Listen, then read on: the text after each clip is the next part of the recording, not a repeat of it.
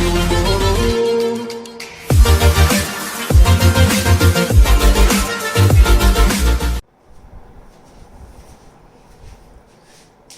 everyone, I hope you all are doing insanely good.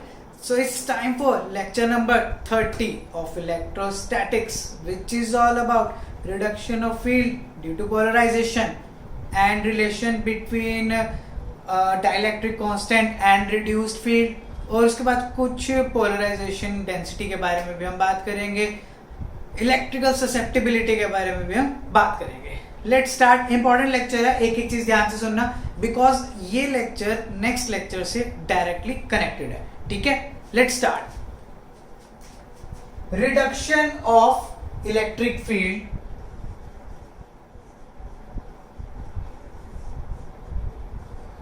Due to polarisation. Due to polarisation.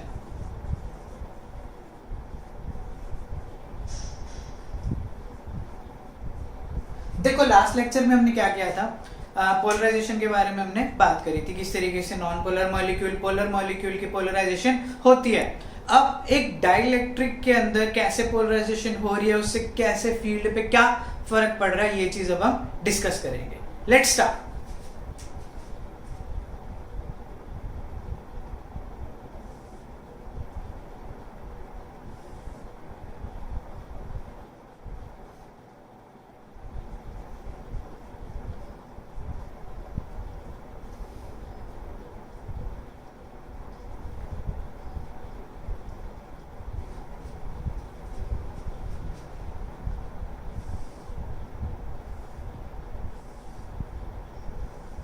देखो एक capacitor plate ली plus minus, उसके बीच में हमने रख दिया एक डाइलेक्ट्रिक. क्या रखा? डाइलेक्ट्रिक. मींस यहाँ पे आपके कुछ मॉलिक्यूल्स प्रेजेंट होंगे. अब हमें एक चीज पता है, कौन से मॉलिक्यूल्स? अभी बात करते हैं इस टाइप के प्लस माइनस वाले जो मॉलिक्यूल्स होते हैं, जिनके डाइपोल मोमेंट के बारे में भी हम बात करेंगे. ठीक है, प्लस माइनस दोनों प्लेट्स के बीच में डिस्टेंस है आपका डी. एक्सटर्नल फील्ड जो होगी वो कहां जाएगी? प्लस से minus, that is E not. अब क्या होगा, ध्यान से सुनना. आपको पता अगर अंदर मॉलिक्यूल्स प्रेजेंट थे तो उनकी अलाइनमेंट किस डायरेक्शन में हो जाती है? लास्ट लेक्चर में बताया था, in the direction of electric field. जो पॉजिटिव चार्जेस होते हैं वो किस साइड चले जाते हैं? इलेक्ट्रिक फील्ड की डायरेक्शन में. नेगेटिव किधर आ जाते हैं? Opposite to the direction of electric field. So क्या होगा? ऐसा कुछ बन जाएगा आपका. ये अगर नेगेटिव है, ये positive, negative positive, negative positive, इस तरीके से बनता जाएगा आपका. Negative positive, negative positive, negative positive. Right side में पॉजिटिव रखना है बस आपको. ठीक है, नेगेटिव पॉजिटिव, नेगेटिव पॉजिटिव, इस तरीके से बनाते जाओ. नेगेटिव पॉजिटिव,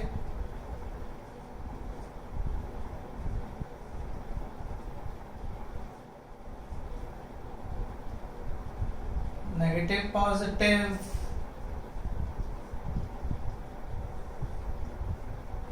ठीक है. इस तरीके से हमारी अलाइनमेंट होगी. पॉजिटिव चलेगा राइट साइड, क्योंकि इलेक्ट्रिक फील्ड की तरफ इस तरफ है. अब जो समझने वाली चीज है वो ध्यान से सुनना.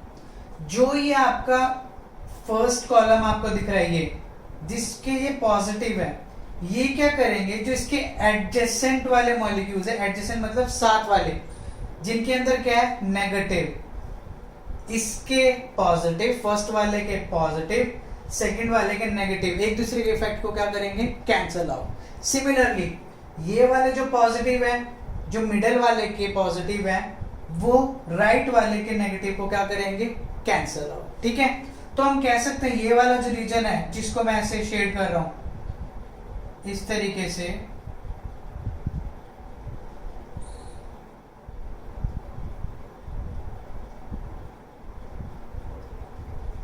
ये रीजन है आपका चार्ज फ्री रीजन. क्या है ये आपका? Charge free region. क्योंकि यहाँ पे नेट चार्ज क्या हो गया आपका? जीरो हो गया. नेट इफेक्ट भी कितना हो गया आपका? जीरो. अब देखा नेट इफेक्ट इस रीजन का जीरो है. फील्ड फ्री रीजन भी बोल सकते हो आप इसे, फील्ड फ्री रीजन. ठीक है, बचा क्या?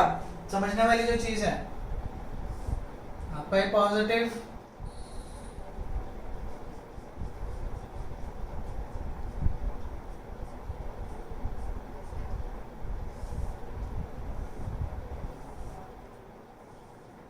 अब आपका रह क्या गया, यहां पे आपका रह गया नेगेटिव इस तरीके से,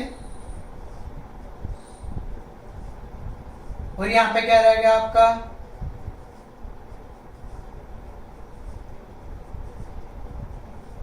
पॉजिटिव। ठीक है, एक्सटर्नल फील्ड यहां थी E नॉट, ठीक है, दिस इज योर D, इसकी थिकनेस हम T ले सकते हैं, डाइलेक्ट्रिक की thickness T, this is your T। तो अब क्या होगा, due to this polarisation molecules की पोलराइजेशन हो गई है, क्लियर।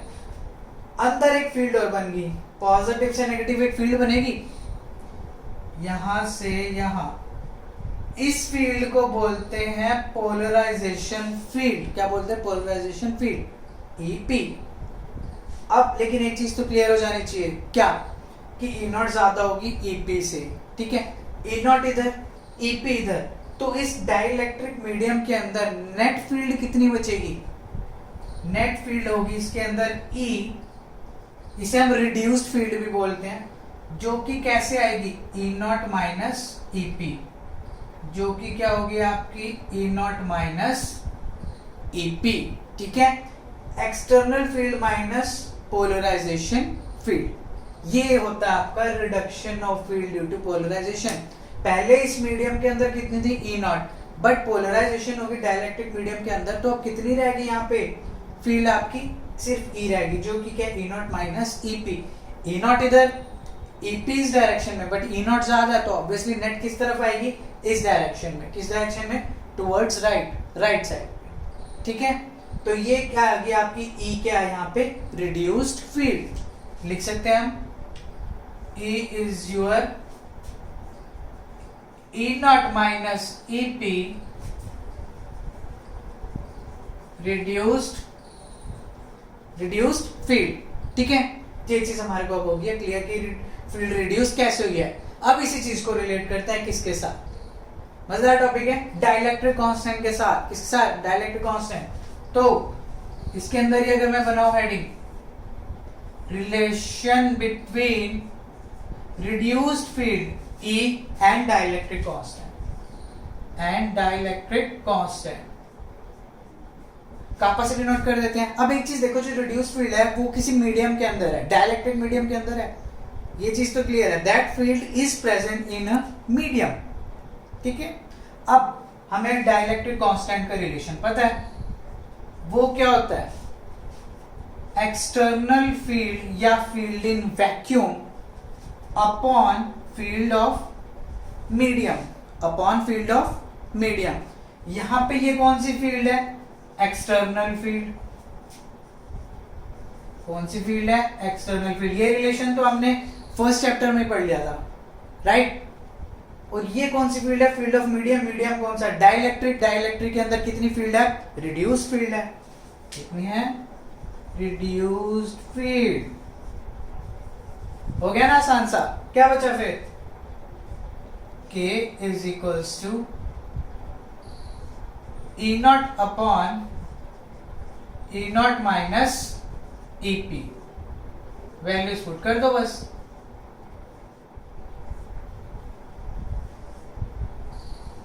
ये रिलेशन आपको याद रखना है। और एक और चीज अभी बाद में जो काम आएगी, हम नेक्स्ट लेक्चर में जो डेरिवेशन करेंगे, E की वैल्यू निकाल लो इस एक्सप्रेशन से। इसी एक्सप्रेशन से E की वैल्यू कितनी आएगी, रिड्यूस फील्ड की value E not by kappa, E not by kappa. और अगर मैं सिर्फ मैग्नीट्यूड कंसिडर करूं तो आप ऐसे लिख देना, E is equals to E not by kappa. बहुत इंपॉर्टेंट रिलेशन है, अभी ये यूज होने वाले हैं सारे के सारे। क्लियर, ये भी यूज होएगा, सारे रिलेशंस को हम यूज करेंगे, राइट। अब यहां तक एक बार फटाफट से नोट कर लो।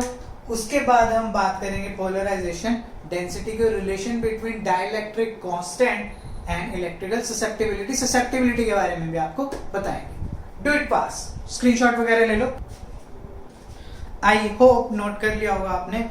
अब ना इसके बाद हमें बात करने की चीज की, पोलराइजेशन वेक्टर और पोलराइजेशन डेंसिटी एक ही बात है। कई बार डायमेंशंस पूछ लेते हैं, इसकी यूनिट्स पूछ लेते हैं, तो बच्चे कंफ्यूज होते हैं, यार पोलराइजेशन वेक्टर कहाँ से आ गया। पोलराइजेशन वेक्टर पोलराइजेशन डेंसिटी की सेम यूनिट है और इसकी डेफिनेशन क्या है देखते हैं। चलो किस चीज की बात करनी है, पोलराइजेशन वेक्टर और पोलराइजेशन वेक्टर और पोलराइजेशन डेंसिटी बहुत सिंपल है। क्या है इसकी डेफिनेशन, P से इसे डिनोट करेंगे, इट इज डाइपोल मोमेंट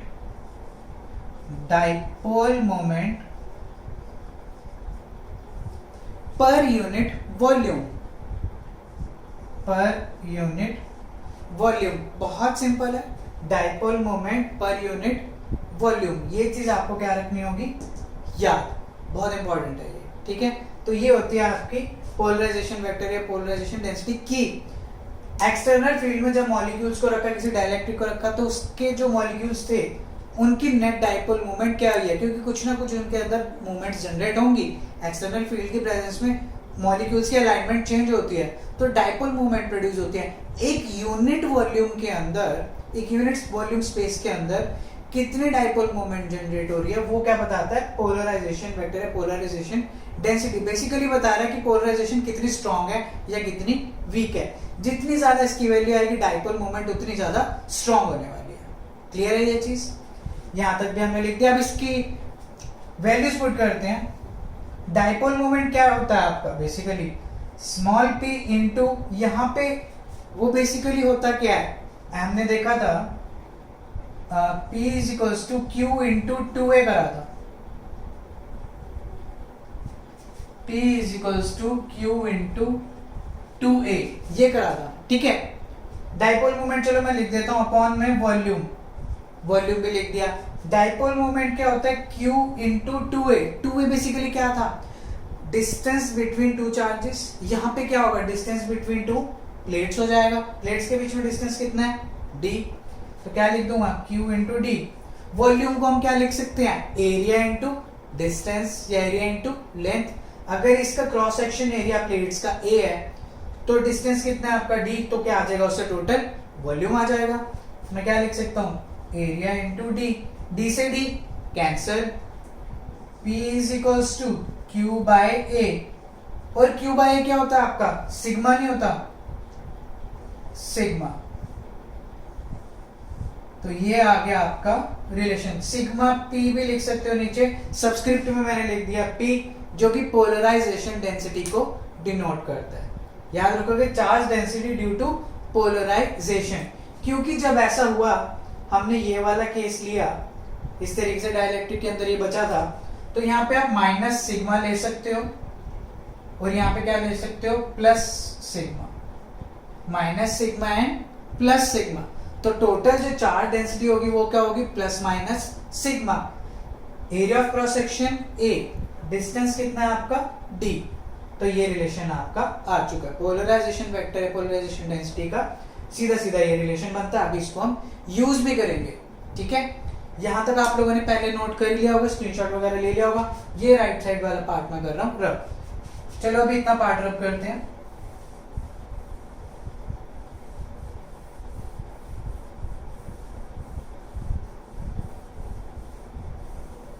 आगे देखते हैं। अब एक टर्म आती है आपकी इलेक्ट्रिकल ससेप्टिबिलिटी, नाम ही गंदा है इसका, इलेक्ट्रिकल ससेप्टिबिलिटी। देखते हैं चलो क्या है।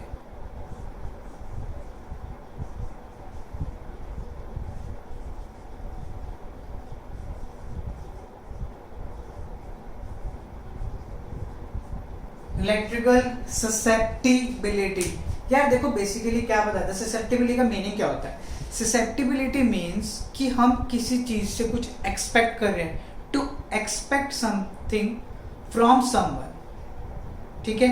या टू एक्सपेक्ट, किसी भी चीज से कुछ भी एक्सपेक्ट करना, वो नॉन लिविंग भी हो सकते हैं, लिविंग। इस केस में तो ऑब्वियसली हम नॉन लिविंग थिंग्स के साथ डील कर रहे हैं।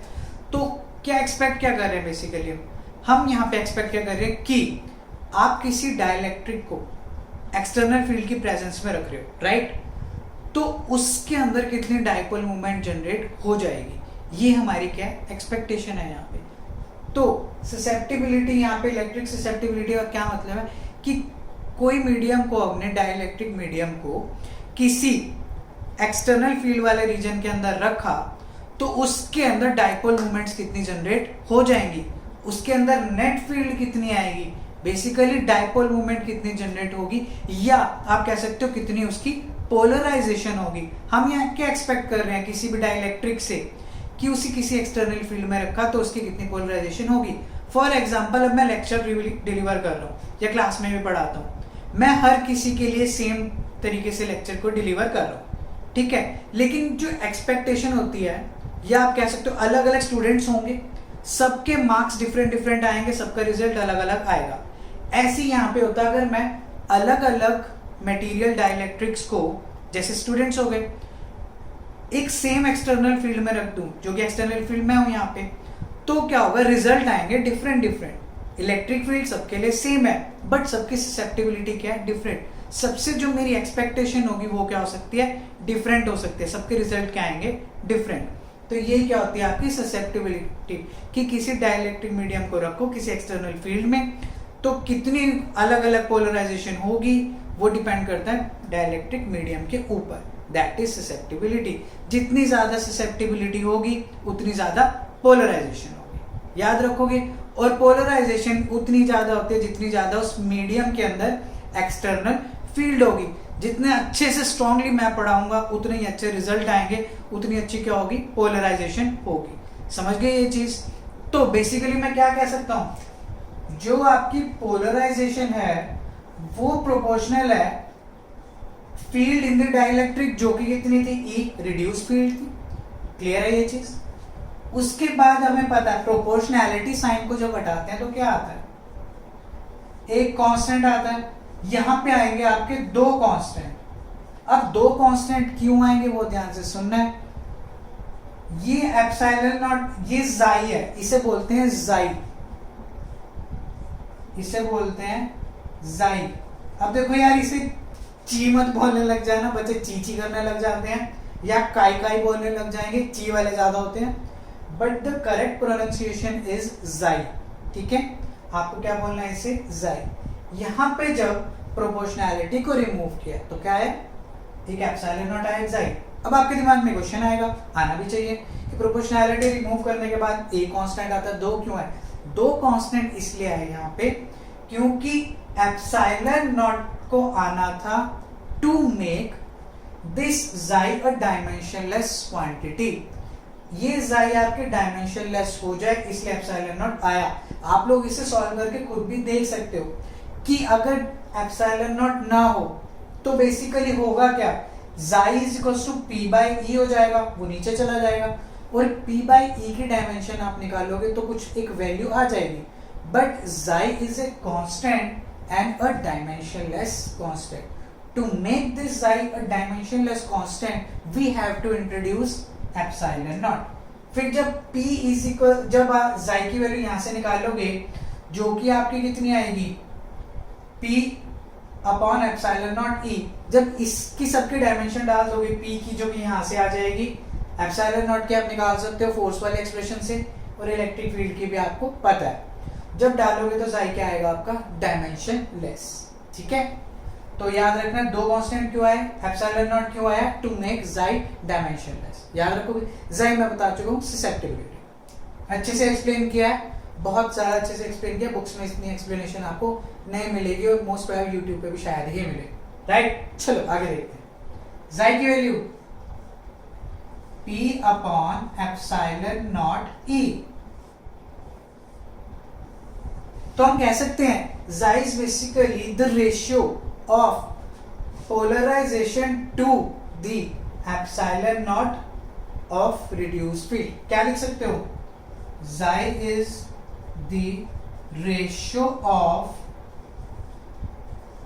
polarization to the epsilon naught times the reduced field,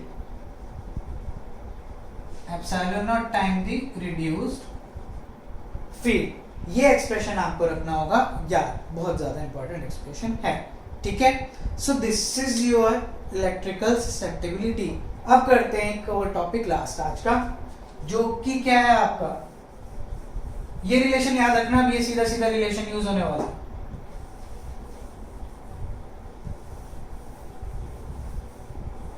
E is equals to E naught by kappa, ये अभी यूज होगा। अब हमें क्या करना है, रिलेशन डिराइव करना है, relation between dielectric constant kappa and susceptibility. Relation between dielectric constant kappa and susceptibility, ये भी आसान है, मतलब ये टॉपिक्स ऐसे हैं जो बच्चे इग्नोर भी कर देते हैं और उनके ऊपर से भी निकलते हैं। तो ये वीडियो लेक्चर अच्छे से देखना और अच्छे से इसे शेयर भी करना, क्योंकि मोस्टली स्टूडेंट्स के कंसेप्ट क्लियर नहीं होते हैं बुक से भी और कहीं और से भी अगर वो फॉलो करते हैं तो। चलो, relation between kappa and this Z. अब स्टार्ट कैसे करेंगे, हमें पता है reduce field is E naught minus EP, हमें ये पता है, ठीक है। और ईपी क्या आपकी पोलराइजेशन फील्ड, मैं लिख सकता हूं sigma P upon epsilon not, ये तो हमें पता ही है। इलेक्ट्रिक फील्ड दो प्लेट्स की वजह से, दो infinite thin sheets positive negative वाले का ये एक्सप्रेशन आता है। और सिग्मा पी किसके इक्वल है आपकी, इस पी के इक्वल है, तो मैं लिख सकता हूं पी अपॉन एप्सिलॉन नॉट लिख सकता हूं। क्लियर, सारे रिलेशंस वही यूज कर रहा हूं जो मैंने इस लेक्चर के अंदर डिराइव किए हैं, सारे वही यूज होंगे ताकि माइंड में रहे फटाफट। और p की वैल्यू क्या पुट कर सकता हूं मैं, इस p की वैल्यू भी तो आई हुई है एप्सिलॉन नॉट xi e, इसलिए मैं रब नहीं कर रहा था क्योंकि ये रिलेशंस डायरेक्ट यहीं से उठाएंगे। Epsilon not xi e upon epsilon not cancel होता हुआ दिख रहा होगा कुछ, तो क्या बचेगा xi e, EP equals to क्या बचा आपका xi e। यहां तक आपका रिलेशन आ चुका है, ठीक है। अब अगर हम इस एक्सप्रेशन के अंदर डालते हैं E is equals to E naught minus xi e, ठीक है, यहां तक क्लियर। अब इसके बाद नेक्स्ट क्या करना हमारे को, वो ध्यान से सुनना, dividing both sides by E, dividing both sides by E, E means reduce field, इसको डिवाइड करेंगे तो क्या आएगा आपका 1, यहां क्या आ जाएगा E not by E minus xi E upon E क्या हो जाएगा आपका xi बचेगा 1 हो जाएगा वो तो E नॉट अपॉन E। अभी किया हमने E नॉट अपॉन E, भी मैंने जो रब किया था उसी के अंदर था। E नॉट अपॉन E क्या किया था हमने, याद है ना, external field upon reduce field, इसी लेक्चर के अंदर कापा। सो रिलेशन क्या आ गया आपका, kappa is equals to 1 plus xi, kappa is equals to 1 plus xi। ध्यान से देखना, x नहीं है, थोड़ा सा कर्व है, इस तरीके से आप देख सकते हो ये चीज। तो ये आपका रिलेशन आ गया between dielectric constant kappa and electrical susceptibility xi। ये चीजें सारी की सारी याद रखना, नोट कर लेना, पॉज करके स्क्रीनशॉट ले लो, चाहे थोड़ा साइड भी हो गया हूँ, ठीक है, स्क्रीनशॉट ले लो, नोट भी कर लेना चाहे पॉज करके। सो ये था आपका आज का लेक्चर, बहुत इंपॉर्टेंट लेक्चर था, मैं पहले ही बोल चुका हूँ, और अच्छे से एक्सप्लेनेशन इसके आपको कहीं भी मिलना बहुत ज़्यादा मुश्किल है, तो आप यहीं से फॉलो करें, शेयर भी करें। एंड नेक्स्ट लेक्चर में मैं बात करूँगा डाइलेक्ट्रिक स्ट्रेंथ की, कुछ डाइलेक्ट्रिक्स की, कि जब कैपेसिटर की प्लेट्स के बीच में डाइलेक्ट्रिक मीडियम आता है तो क्या फर्क पड़ता है कैपेसिटेंस के ऊपर। और डाइलेक्ट्रिक हम करेंगे, कंपाउंड डाइलेक्ट्रिक्स भी करेंगे, तो देखते हैं उसके अंदर क्या करेंगे, और बैटरी डिस्कनेक्ट होती है कनेक्ट होती है तो उससे क्या फर्क पड़ता है। ये सारे लॉजिक्स हम नेक्स्ट लेक्चर में खत्म करेंगे, फिर हमारा नियरली इलेक्ट्रोस्टैटिक्स हो जाएगा खत्म। एक आधा टॉपिक और बचेगा, इलेक्ट्रोस्टैटिक शील्डिंग एंड ऑन, वो भी मैं फटाफट खत्म कर दूंगा। So see you in the next lecture, till then take care, follow the lockdown and thanks for watching. I really appreciate your time, all the best and bye bye.